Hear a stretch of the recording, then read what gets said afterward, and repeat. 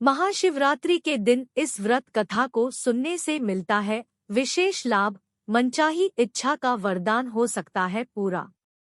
महाशिवरात्रि का पर्व 1 मार्च 2022 को फाल्गुन मास की कृष्ण पक्ष की चतुर्दशी तिथि को मनाया जाएगा।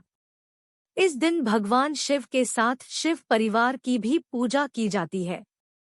महाशिवरात्रि 2022 का पर्व 1 मार्च 2022 को फाल्गुन मंथ की कृष्ण पक्ष की चतुर्दशी तिथि को मनाया जाएगा। इस दिन भगवान शिव के साथ शिव परिवार की भी पूजा की जाती है। इस दिन विधि पूर्वक भगवान शिव की पूजा करने से सभी प्रकार की मनोकामनाएं पूर्ण होती है। इस दिन महाशिवरात्रि के व्रत का भी विशेष पुण्य माना गया है।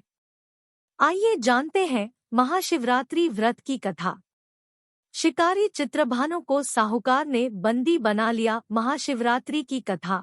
महाशिवरात्रि व्रत कथा का वर्णन शिव पुराण शिव पूजा में मिलता है।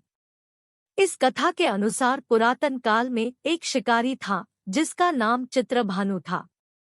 यह शिकारी एक साहूकार का कर्जदार था। कर्ज न दे पाने की स्थिति में साहूकार ने उसे एक शिवमठ में बंदी बना दिया। संयोग से जिस दिन से बंदी बनाया उस दिन महाशिवरात्रि थी। साहूकार ने इस दिन अपने घर में पूजा का आयोजन किया। पूजा के बाद कथा का पाठ किया गया।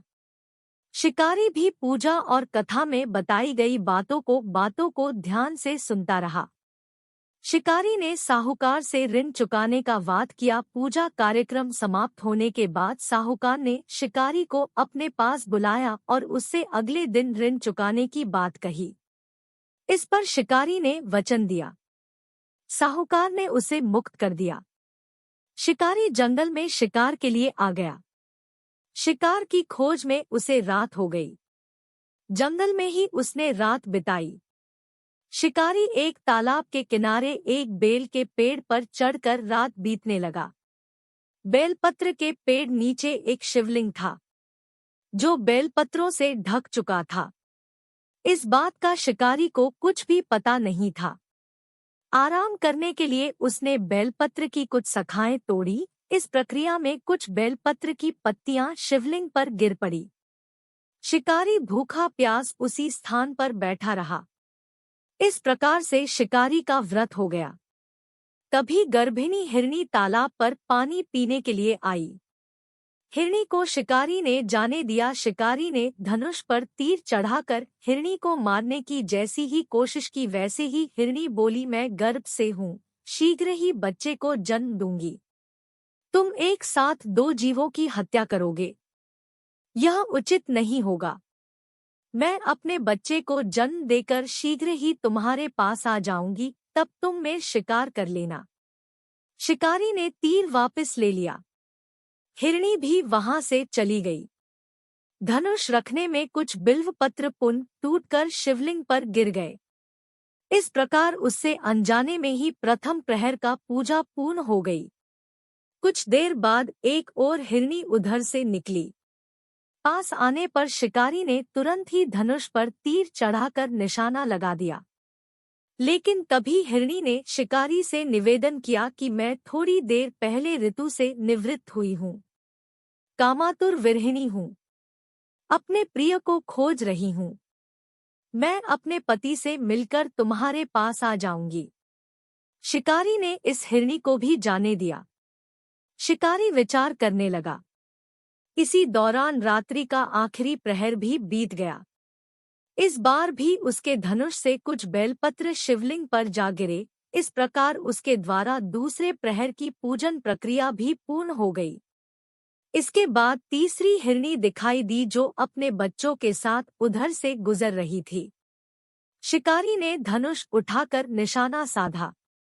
शिकारी तीर को छोड़ने वाला ही था कि हिरनी बोली, मैं इन बच्चों को इनके पिता को सौंप कर लौट आऊंगी, मुझे अभी जाने दे। शिकारी ने ऐसा करने से इनकार कर दिया।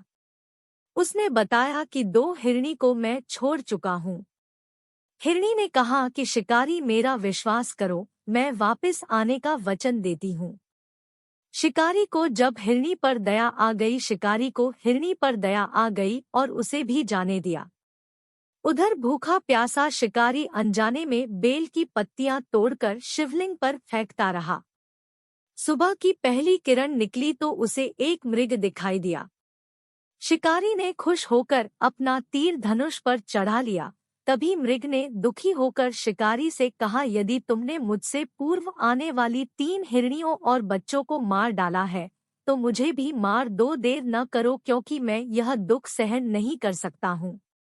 मैं उन हिरनियों का पति हूँ।